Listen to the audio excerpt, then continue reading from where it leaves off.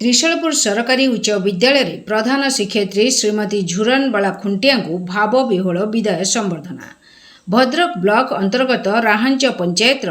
Asura grammar त्रिशूलपुर सरकारी उच्च विद्यालय सुनामधन्य प्रधान शिक्षयित्री श्रीमती झुरन बाला खुंटिया अवसर ग्रहण उपलक्षे एक भाव विह्वल विदायकालीन संबर्धना उत्सव अनुष्ठित हो जाइछि। दीर्घ वर्ष धरी शिक्षा क्षेत्र में निष्ठा कर्तव्यपरायण और छात्र छात्री मानकर उज्जवल भविष्य गठन में तांकर अवदान पाई तांको सम्मानित करा जायथिला। एही उत्सव में मुख्य अतिथि भाव भद्रक जिलार लोकप्रिय जिलापाल दिलीप राउतराय जोगदे श्रीमती खुंटिया शिक्षा क्षेत्र में अवदान को भूयसी प्रशंसा करथिले। से कहिथिले जे जड़े आदर्श शिक्षक केवल पाठ पढ़ाती नुहे बरं समाज गठन में मध्य मुख्य भूमिका लिभाई निजकू तथा निज विद्यालयर सुनाम आनिबारे सहायक होइथांती, जार ज्वलंत उदाहरण पालटिछंती श्रीमती खुंटिया। शिक्षादान हेउ कि प्रशासनिक दक्षता सबुथिरे विद्यालयर सुनाम वृद्धि में श्रीमती खुंटिया अवदान को एही अंचल सबुदिन मन रखिथिबो। राज्यपाल पुरस्कार प्राप्त प्रधान शिक्षक तथा समाजसेवी भागीरथी नायक सभापतित्व में अनुष्ठित एही कार्यक्रम में भद्रक ब्लॉक शिक्षा अधिकारी श्री चक्रधर मल्लिक, सह शिक्षा अधिकारी गयाधर बेहेरा, अमृत दर्शनर संपादक पंडित संग्राम आचार्य, वरिष्ठ कलिंग टीवीर सांबादिक नरेंद्र सामल, अवसर प्राप्त प्राध्यापक ब्रजमोहन मिश्र उपस्थित रही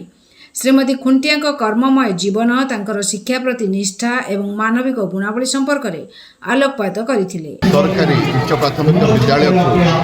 आसीबार मते सुयोग मिलला एवं एठी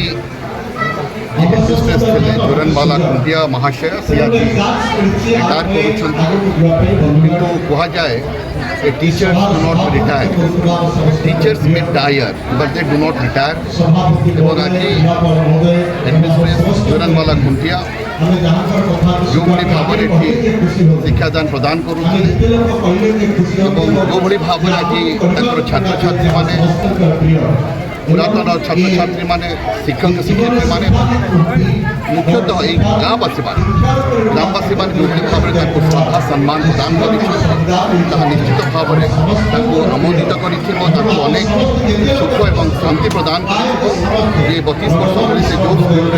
निरवच्छिन्न भाव में पाठ पढ़ाते अत्यंत त्याग एवं सेल्फलेसली पाठ पढ़ाई से अनेक पिला मनुष्य करें जड़े शिक्षक व शिक्षयित्री सबुठ बड़ पूंजी। आशा करें यही विदायकालीन सभा अवसर शुभेच्छा देवा सहित दीर्घ जीवन निरामय जीवन कामना करुँच आउ थे अंचल ग्रामवासी मानक अनेक अनेक शुभेच्छा प्रदान करुँचे से जो स्कूल अच्छी स्कूल शैक्षिक वातावरण जिला प्रशासन दायित्व रही जी टीचर्स दरकार से टीचर्स नहांती टीचर्स देवाई बंदोबस्त करी आउ थे समस्त टीचर्स मानक मोर अनुरोध